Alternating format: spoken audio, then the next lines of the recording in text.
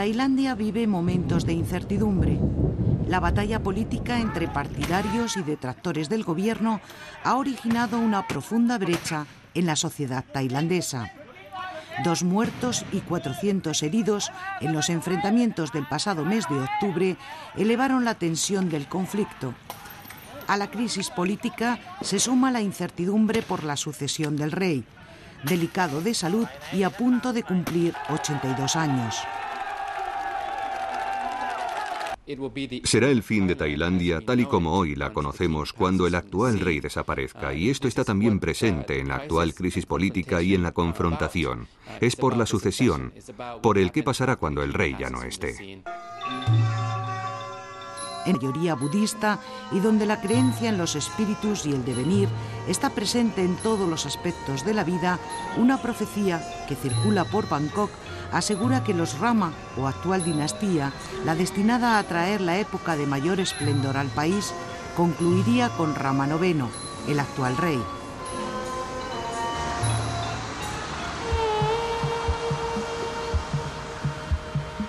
En la zona sur, el problema con la guerrilla separatista ha causado miles de víctimas, tanto musulmanas como budistas. Este chico de apenas 12 años ha quedado ciego por un disparo de los militares. Los niños son también víctimas de otro grave problema en Tailandia, el SIDA. Muchos de estos pequeños están enfermos y han quedado huérfanos por esta enfermedad. En el noroeste del país, la zona más poblada y más pobre, un grupo de misioneros españoles trata de dar un poco de esperanza a estos pequeños.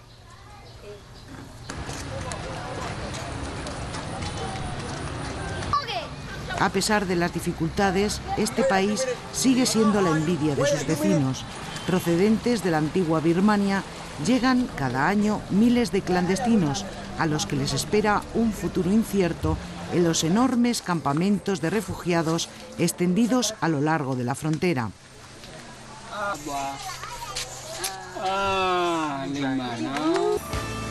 Mientras en la capital se vive un frenético ritmo de vida, comercios, tenderetes y grandes centros comerciales inundan las calles de una ciudad que es un paraíso del consumo.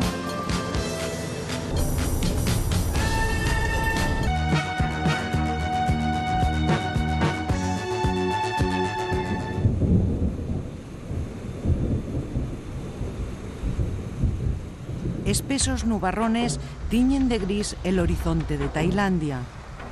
Sumido en una crisis política enquistada desde hace 3 años y sin precedentes en su historia, el país se encuentra encerrado en un círculo vicioso de lucha por el poder, que esconde también un duro enfrentamiento de clases. Los choques entre defensores y detractores del gobierno han originado una profunda brecha en la sociedad tailandesa y mantienen al país sin rumbo fijo. A la inestabilidad política se suma la incertidumbre por la sucesión del rey. Bhumibol Adulyadej, a punto de cumplir los 82 años de edad, es el monarca del reinado más largo del mundo, venerado por su pueblo, aunque también cualquier crítica a su figura puede acarrear la cárcel. Su primogénito, el actual príncipe heredero, no goza del mismo carisma popular. La sucesión ha entrado ya a formar parte del debate político. Será el fin de Tailandia tal y como hoy la conocemos cuando el actual rey desaparezca, y esto está también presente en la actual crisis política y en la confrontación. Es por la sucesión, por el qué pasará cuando el rey ya no esté. Los tailandeses, de mayoría budista, tienen muy presente el mundo de los espíritus y del devenir. Las profecías son parte de ese mundo enigmático que rodea su cultura. El budismo, aquí, está influenciado también por aspectos hinduistas, como el Ramayana, o leyenda que habla de la lucha entre el bien y el mal. Rama simboliza el bien, y para los tailandeses, el rey Bhumibol es Rama IX. La profecía de la que se habla en la calle, aunque en voz muy baja, relata que los Rama, o monarcas de la actual dinastía Chakri, traerían la época de mayor esplendor al país. Así a cada Rama le atribuyen un logro. Rama IV, la apertura del país. Rama V, impedir la colonización. Rama IX, el desarrollo y la lucha contra la pobreza. Pero la profecía concluye en Rama IX, el actual rey. Esto inquieta a los que la conocen y alimenta el espeso humo que se cierne sobre el futuro del país.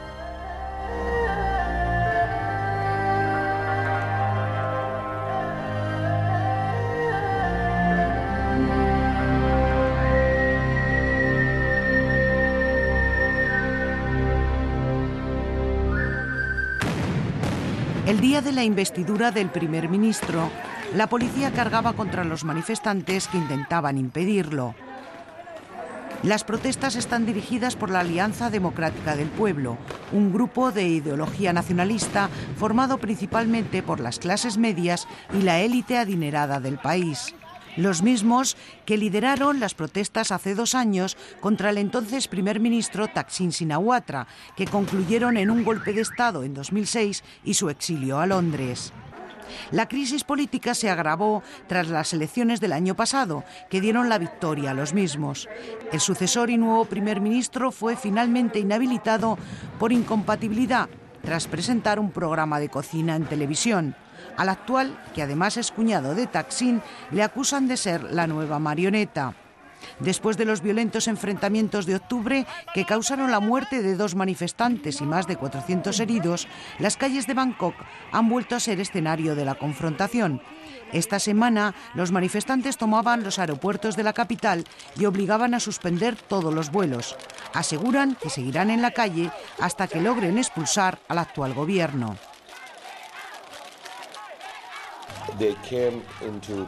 Llegaron al poder mediante fraude, pagando dinero para ganar votos, y sobornaron a la Comisión Electoral para poder gobernar. Cuando lo hicieron, llevaron a cabo abusos de poder. Controlaron al ejército, a la policía y a otros altos cargos y funcionarios, amenazándoles con transferirlos o despedirlos si no cumplían sus órdenes. Hay una enorme corrupción que sigue creciendo. Este partido político es el que creó el ex primer ministro, el partido del señor Thaksin.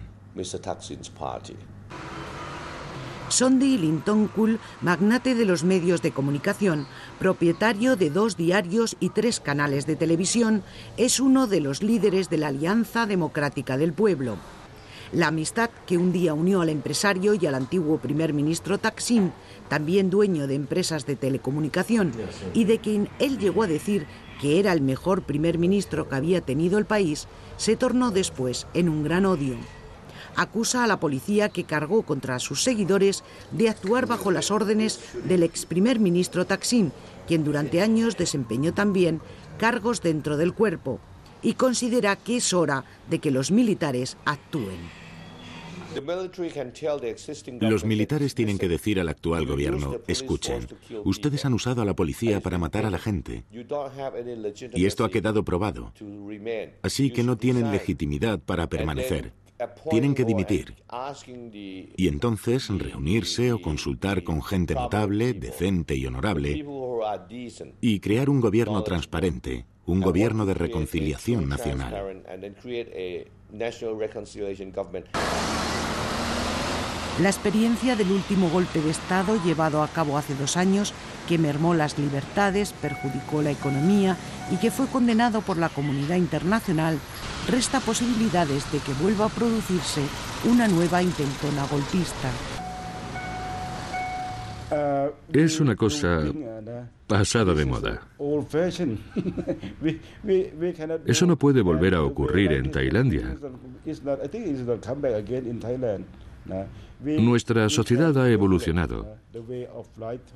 Tenemos otro estilo de vida, otra situación. Tenemos un gobierno civil, tenemos democracia. No podemos hacer eso. Es algo que la gente no quiere, que nadie ha pedido. El líder del Partido de los Demócratas, un joven educado en Londres, que se perfila como uno de los políticos del país con más futuro, es señalado por la clase media de la capital como la mejor opción para presidir un gobierno de reconciliación nacional, que haga posible una salida a la crisis. No estamos de acuerdo ni apoyamos un golpe de Estado. Un golpe de Estado puede acabar rápidamente con los enfrentamientos en la calle, pero puede acarrear más problemas en el futuro. Es muy importante ahora que el gobierno y el primer ministro antepongan los intereses del país a los suyos propios, devolviendo el poder al pueblo y no reclamándolo, para evitar así enfrentamientos, violencia, incluso un golpe.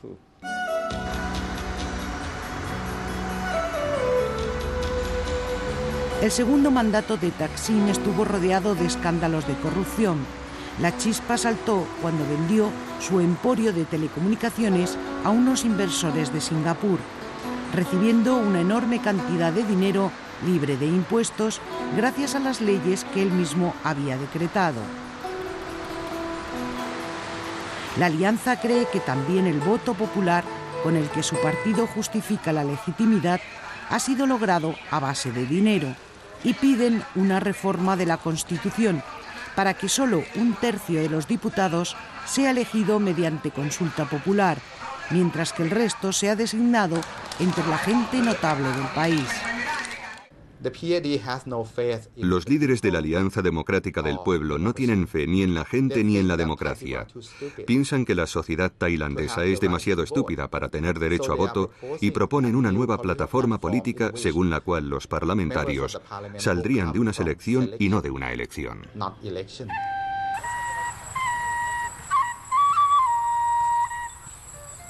La zona norte y noroeste, la más pobre y poblada, es el feudo de Thaksin. Un dicho popular asegura que el norte elige al gobierno y la capital, Bangkok, lo derroca. En Tailandia, 3/4 partes de la población vive del campo. En esta zona, conocida como Isam, la mayoría de sus habitantes son pequeños agricultores que cultivan principalmente el arroz, producto del que este país es el mayor exportador del mundo. En sus aldeas, la vida transcurre sin sobresaltos políticos. Su forma de vida dista mucho de la cosmopolita capital Bangkok.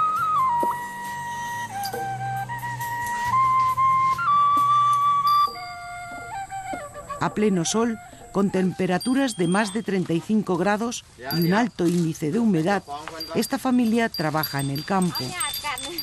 Nos cuentan que se sienten muy felices porque este año ha ido bien la cosecha. Para ellos, como para otros campesinos de la zona, la experiencia de la era Thaksin, el antiguo primer ministro, ha sido buena.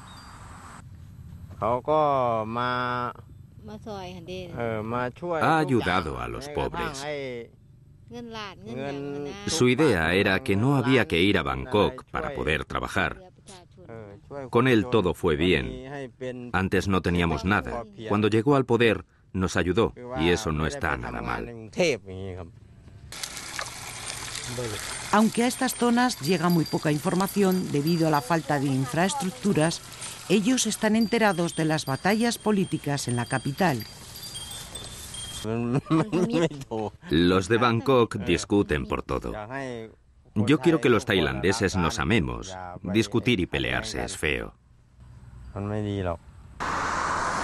Thaksin llevó a cabo proyectos sociales y estableció un fondo de ayuda de unos 20.000 euros por pueblo, así como una moratoria de 3 años para pagar la deuda que contrajeran los campesinos. Que el dinero fuera a la población o no dependía del comité. El comité era quien lo administraba. Al menos eso es lo que sucedió en mi pueblo. Y nunca supimos, no nos enteramos a dónde fue realmente a parar ese dinero. Thaksin fue para ellos un héroe, que por primera vez había antepuesto los intereses de los más pobres. Pero con el paso del tiempo, su política está siendo considerada como pan para hoy y hambre para mañana. Aún así, muchos de los de aquí le volverían a votar. No hay nada seguro porque los partidos no tienen un programa claro que presentar. ¿Que quién va a ganar? Quien tenga más dinero. Los campesinos consideran al rey, que impulsó varios proyectos destinados a la agricultura, el timón de la nación. Admiran su imagen caritativa y su forma de vida austera, que contrasta con la enorme riqueza acumulada en sus arcas, exentas de controles e impuestos.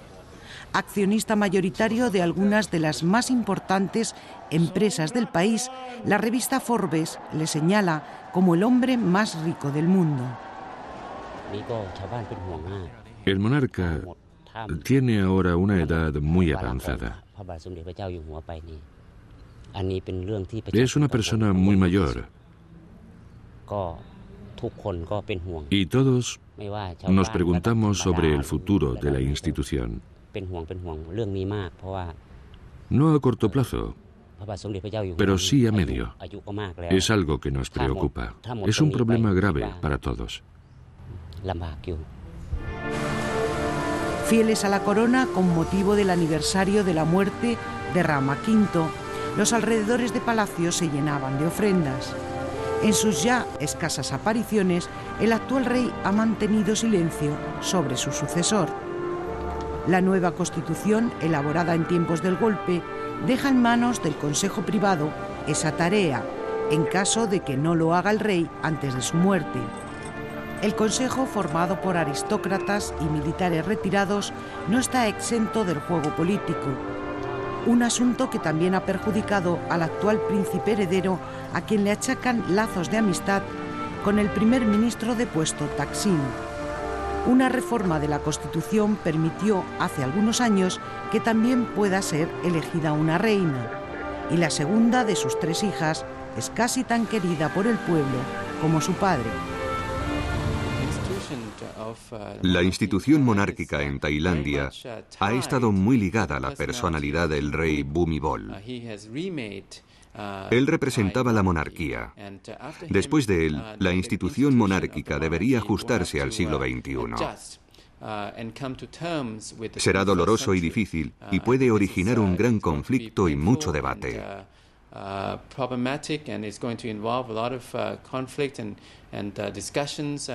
Tailandia debería encontrar una fórmula para reconciliar, para hacer compatible la institución con el siglo XXI. Y hay muchas monarquías constitucionales en el mundo que nos podrán ayudar y servir como guía. El color amarillo predomina en la vestimenta de los manifestantes de la Alianza. Los tailandeses atribuyen un color a cada día de la semana y al lunes, día en el que nació el rey, le corresponde el amarillo. De este modo muestran su lealtad a la monarquía frente a sus oponentes, a quienes acusan, a pesar de que ellos lo han negado, de querer instaurar en el futuro una república en el país. Es el símbolo del rey, el alma de nuestra nación. Recién llegado al cargo, el viceprimer ministro, un economista liberal que no pertenece a ningún partido político, nos recibe en medio de grandes medidas de seguridad en la sala VIP de un aeropuerto donde está instalado provisionalmente el gobierno, ya que desde hace meses los seguidores de la Alianza han tomado la sede del Ejecutivo y acampado en los alrededores del Parlamento.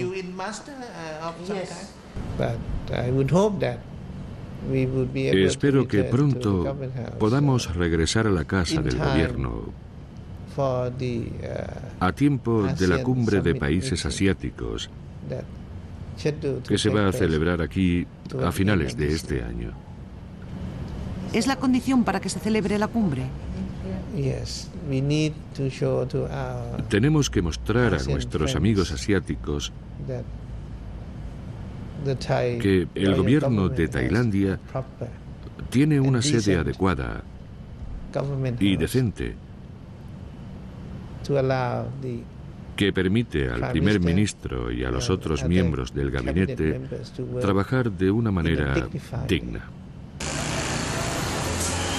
Los acontecimientos políticos han dividido a la sociedad, pero no han paralizado su frenético ritmo de vida. Los tailandeses siguen más la información a través de la radio y la televisión que por la prensa, según un estudio realizado hace 5 años por uno de los diarios de Bangkok. La media de lectura por persona era de 7,5 líneas. La gente parece estar cansada de este enredo político que dura ya demasiado tiempo. La gente no está harta de la situación, sino de la secuencia inacabada que no avanza hacia ninguna parte. En la universidad el debate es más intenso. En las aulas existe una clara división entre los que consideran que el actual Ejecutivo debe ser desalojado del poder y los que defienden la legitimidad que le otorgaron las urnas el pasado mes de diciembre. Creo que deberíamos darles la oportunidad de trabajar primero, porque hasta ahora no han podido hacer nada. Y tendríamos que ver si lo hacen bien en el futuro.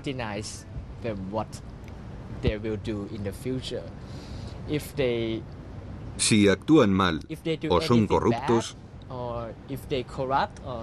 es entonces cuando deberíamos protestar.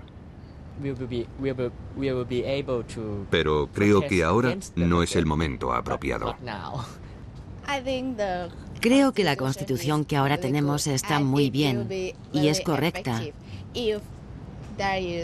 Pero depende de la ley. En la Constitución se dice que hay que respetar las leyes. Por ejemplo, que tenemos derecho a bla, bla, bla, según lo que dictan las leyes.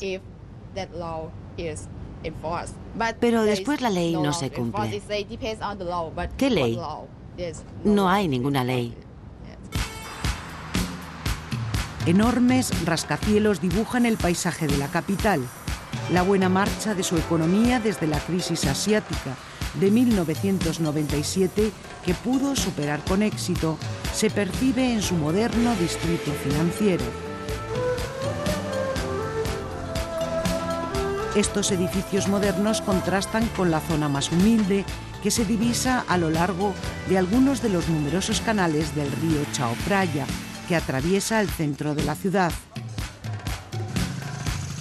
El conocido como Chatuchak es uno de los mercados al aire libre más grandes del mundo y que atraen a un gran número de visitantes. Pero los tenderos empiezan a notar la falta de turistas debido principalmente a la crisis política. Ha afectado la economía en una manera considerable. Una es la falta de confianza entre los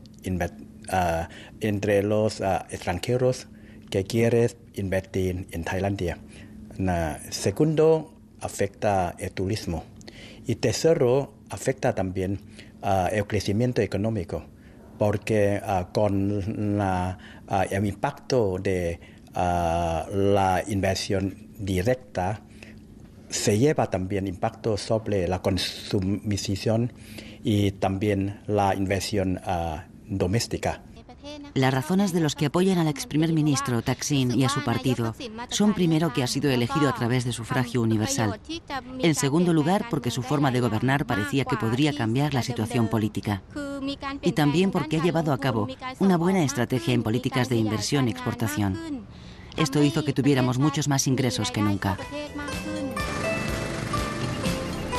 Thaksin no llegó a cumplir su promesa de arreglar el grave problema de tráfico en Bangkok. Unos tremendos atascos en los que, curiosamente, no se oye un solo sonido de claxon. Tampoco logró reducir las diferencias existentes entre el medio rural y urbano, pero mantuvo el ritmo de crecimiento económico del país. Aunque solo un 10% del total de la población se encuentra bajo el umbral de la pobreza, todavía asoma en la gran ciudad gente necesitada, muchos de ellos provenientes de las zonas rurales.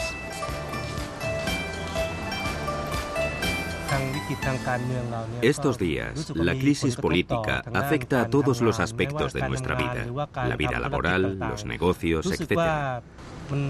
Antes pensábamos que había una situación económica fuerte. Así, la gente salía a la calle a comprar cosas y a vender con mucha confianza. No estábamos preocupados por nada. Pero con lo que está pasando ahora parece que existe una gran incertidumbre alrededor. No sabemos qué va a pasar en el futuro.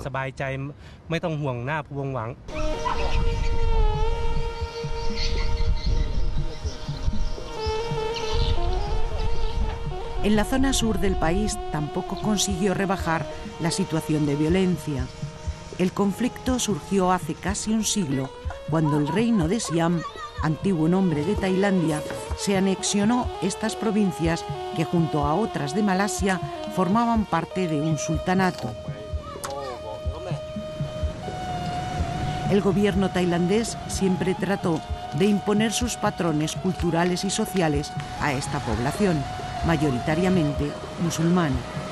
Las continuas tensiones hicieron que aparecieran a finales de los años 60 los primeros insurgentes que perseguían la instauración de un Estado independiente islámico en estas provincias y la consiguiente respuesta militar de Bangkok. La represión en la época de Thaksin solo consiguió radicalizar e islamizar sus exigencias políticas. Hoy en día casi nadie sabe quién compone esa insurgencia, cómo se organizan estos grupos o qué conexiones tienen. No desean que yihadistas de fuera combatan con ellos. Ellos absorben la ideología yihadista de otros países.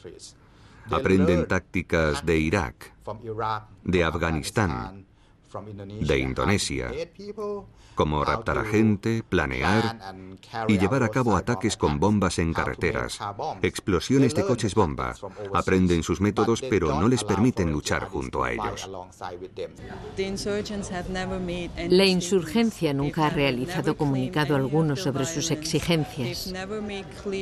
Nunca ha reivindicado los actos violentos. Nunca ha dejado claro qué es lo que quiere o por qué está luchando. Así que cabría preguntarse quién está llevando a cabo esta violencia. ¿Grupos separatistas u hombres armados que luchan por su interés? Hoy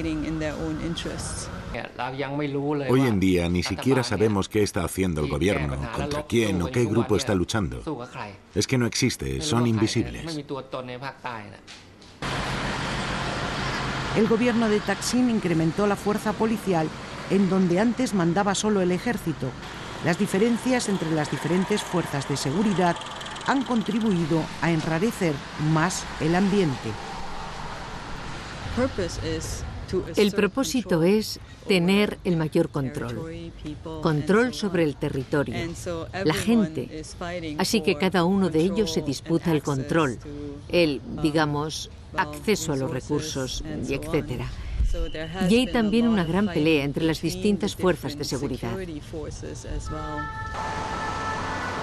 En los últimos 4 años, la violencia ha ocasionado más de 3.000 muertes, la mayoría víctimas civiles. Los asesinatos llevados a cabo por grupos separatistas y la violencia utilizada por policías, militares y paramilitares han sembrado de sangre esta zona.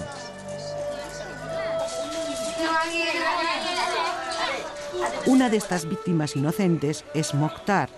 Con 12 años ha quedado ciego por disparos de un militar. Él no recuerda cómo sucedió, pero su hermana relata que los sucesos tuvieron lugar durante la celebración del Año Nuevo tailandés. El adolescente jugaba con otros amigos en la calle cuando los militares dieron el alto. Todos salieron corriendo y sin mediar palabra, los soldados dispararon, alcanzándole de un tiro en la cabeza. Los daños causados han sido irreparables. A su ceguera se suma las graves lesiones que le ha causado en el cerebro y que le han hecho dependiente a todas horas. Al igual que él, otros muchachos en la zona han quedado también ciegos por disparos. El autor de este acto criminal no ha sido castigado y el asunto se cerró con una indemnización a la familia. No estamos satisfechos, ni hay dinero suficiente, porque la vista siempre vale mucho más que cualquier cantidad. Pero los abogados que nos pusieron dijeron que firmáramos y cogiéramos el dinero, y que eso era todo lo que se podía hacer. Nos dijeron que para llevar este asunto al tribunal Si queríamos un proceso, tendríamos que llevarlo por nuestra cuenta, y eso nos daba miedo. A Mokhtar le gusta escuchar música, ya no va al colegio y todo el día está en su casa. Su hermana se queja de que ahora siempre tiene que quedarse alguien para cuidarle. Antes ella trabajaba en Malasia, ahora ha tenido que buscar un trabajo peor pagado en el pueblo para poder atender a su hermano, del que dice ha vuelto como a la niñez. No sé qué decir. Lo único que pido es que este sea el último caso, que no le pase a nadie más. Asdawood es profesor en esta zona en la que también nació, aunque pertenece a la minoría budista. En los últimos años, muchos profesores, tanto budistas como musulmanes, han sido asesinados por la guerrilla. Les tachan de querer imponer el sistema educativo y cultural del Estado budista. De camino a la escuela pasa por la denominada Zona Roja, donde se han producido más ataques de la guerrilla, así que tiene que atravesar varios controles. Como el resto de los profesores, Asdawood dispone de una pistola, que las autoridades le han entregado para su defensa personal, ya que ellos exigieron que se les retirara la escolta porque no querían que se les vinculara con personal militar. Asdawood nos enseña cómo van las obras de reconstrucción de su escuela, quemada por la guerrilla hace tan solo unos meses. El profesor nos dice que antes, cuando quemaban una escuela, se cerraba. Incluso se cerraban todas las demás. Pero ahora, si incendian una, intentan seguir dando clases como sea, para que la gente que comete estos actos compruebe que lo que han hecho no tiene repercusión. Él sabe que siempre está en el punto de mira. Es más fácil atacar a los profesores. Primero porque estábamos desarmados. Íbamos siempre al mismo sitio, por el mismo camino y a un horario fijo. Asegura que a veces tiene miedo, pero que con el tiempo se ha ido acostumbrando a la situación. Lo que ocurre es que no sabemos quiénes son nuestros enemigos, quiénes nos atacan. Seguramente nos están mirando, vigilando. Deben de creer que informamos a la policía o a los militares si alguna vez ven que estamos junto a ellos.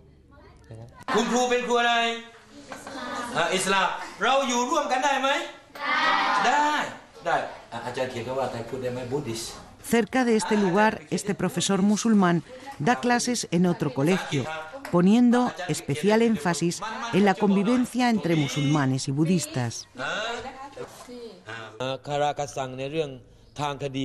Hay muchos casos de actos violentos que no han sido juzgados, y esa impunidad está generando más problemas en el pueblo. Ese es un punto muy importante. También hay un problema cultural. Hay que tener en cuenta que en estas tres provincias la mayoría de la población es musulmana. Y hay que ser consciente de esto y tener presente esa diversidad cultural que tenemos en esta zona.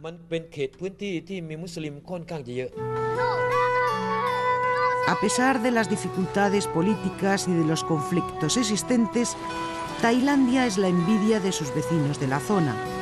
En la frontera con Myanmar, la antigua Birmania, cientos de miles de refugiados que han logrado llegar a Tailandia se han quedado en alguno de los 9 campos instalados a lo largo de la frontera. Visitar ahora estos campos es difícil debido a las estrictas normas que impone para ello el Ministerio del Interior tailandés. La gran cantidad de refugiados que vive en ellos ha hecho que estos campos se parezcan cada vez más a pequeños poblados. Sow y Roy se han conocido en este campamento. Él llegó hace 2 años, cuando militares birmanos atacaron su aldea. Ella hace tan solo unos meses, víctima del ciclón Nargis, en el que perdió la vida el padre de sus 2 hijos. La casa quedó totalmente destruida y no tenía ningún sitio para poder vivir. Al principio los vecinos me ayudaron, pero era muy difícil sobrevivir. Después fui a casa de mis hermanas y una de ellas me trajo al campamento.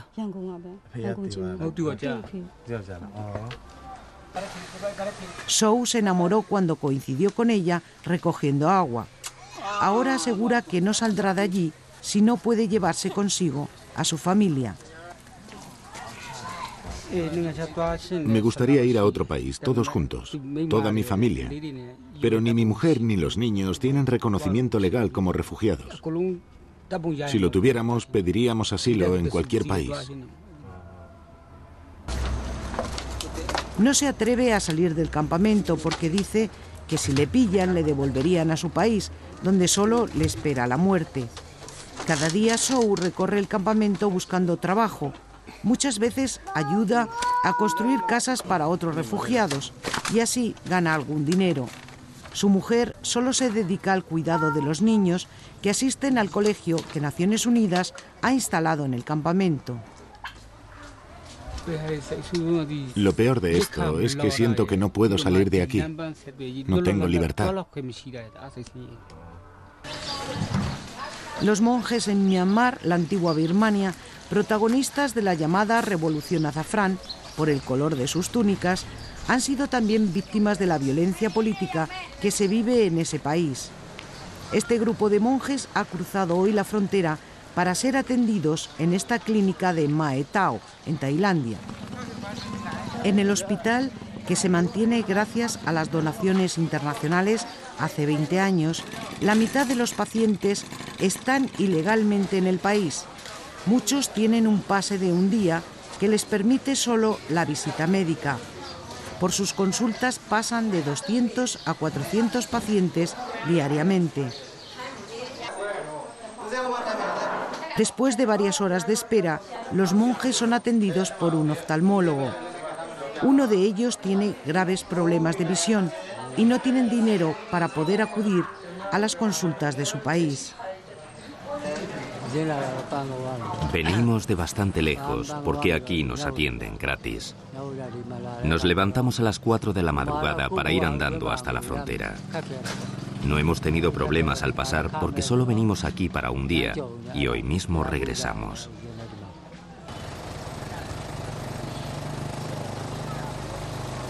Después de la consulta se preparan para el viaje de regreso. El dueño de una camioneta, que hace las veces de autobús, gana algún dinero recogiendo cada día pacientes del hospital y trasladándoles a las proximidades del río Moe, cuyo puente, llamado de la Amistad, sirve de paso fronterizo entre los dos países. Los monjes que viven de la caridad aseguran que cada día su situación es más difícil, porque la gente no tiene para darles comida y muchos días no consiguen nada que llevarse a la boca. El gobierno tailandés intenta por todos los medios evitar que refugiados de Birmania entren en Tailandia. A lo largo de la frontera, el gobierno birmano lleva a cabo una ofensiva que ha hecho también más peligroso que alguien pueda entrar en Tailandia. Hay minas y emboscadas. Aquellos que tienen suerte y logran cruzar, muchas veces han perdido alguno de sus miembros, sus piernas, su pie, por la explosión de minas. Esta es la situación.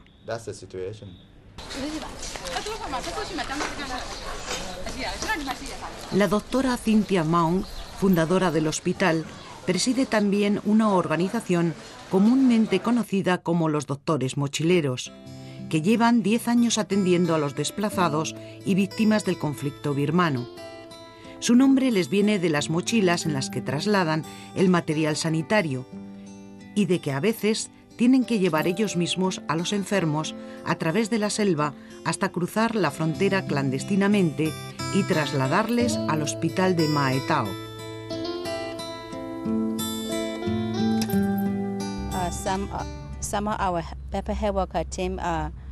Algunos de nuestros médicos mueren también a causa de explosión de minas o resultan heridos por disparos. Otros son capturados por soldados de las fuerzas especiales birmanas. Para ellos, para estos militares, son ilegales. Y cuando les ven que prestan ayuda a los desplazados, a los que ellos consideran gente enemiga, los detienen y los matan.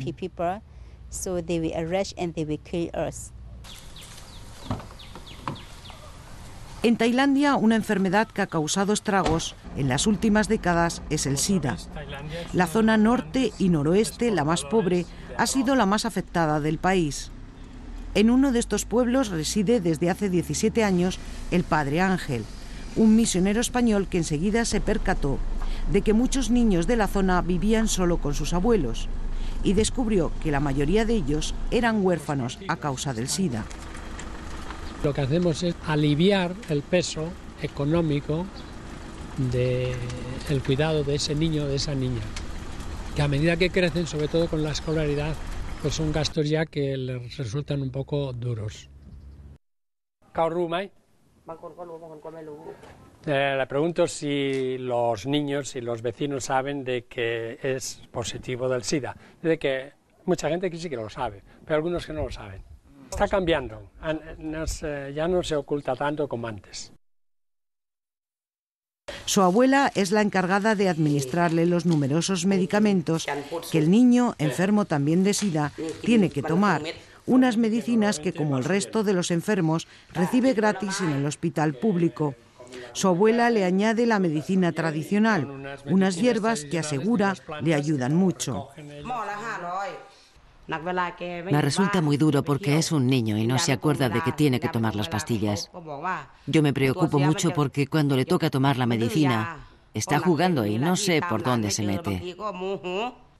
Su hija trabajaba como camarera en un club de Bangkok. La promiscuidad en una sociedad en la que el sexo tiene un concepto muy diferente que en Occidente y también el turismo sexual han hecho que este país tuviera un gran número de enfermos de SIDA.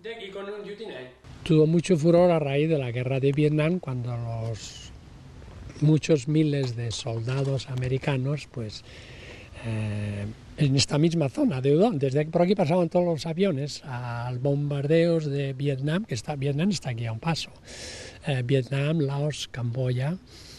Y en Udon, cuando se les daba 15 días de descanso o un mes de descanso, iban a pata ya 10.000 o 15.000 de los marines de Estados Unidos, y claro, era el desmadre.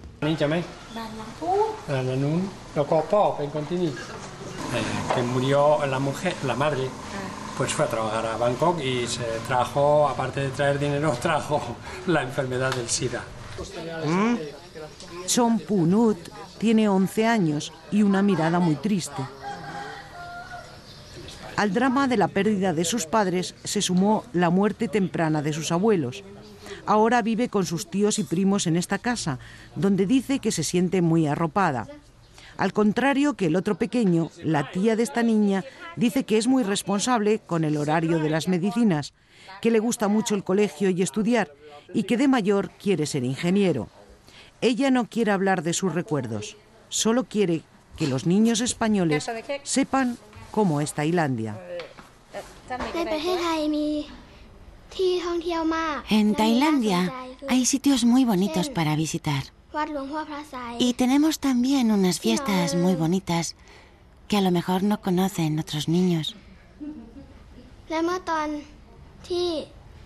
Como la fiesta de la luz de los dragones, que se celebra una vez al año en el río Mekong. Allí va mucha gente.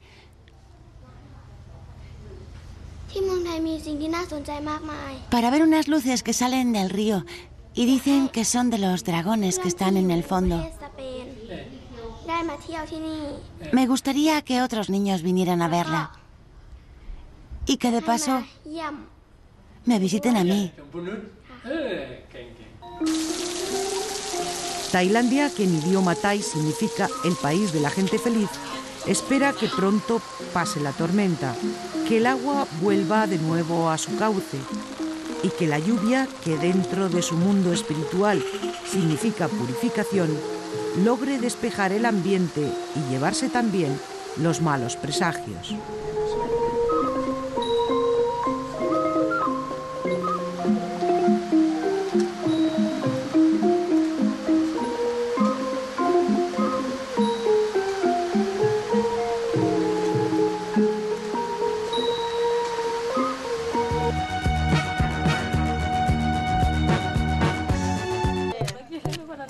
En portada les ofrece de nuevo el reportaje República Democrática del Congo, el corazón herido de África. Aunque realizado en 2007, refleja los problemas y los retos con los que se enfrenta ahora este país. Pese a sus enormes y ricos recursos naturales, es uno de los países más pobres del mundo. La esperanza de vida apenas sobrepasa los 40 años. La violencia, la corrupción y la injusticia se ceban en la indefensa población civil.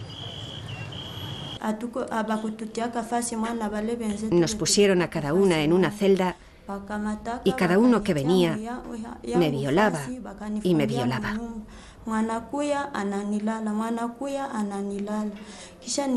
Y yo decía, Señor, ¿qué voy a hacer? Estoy sufriendo mucho.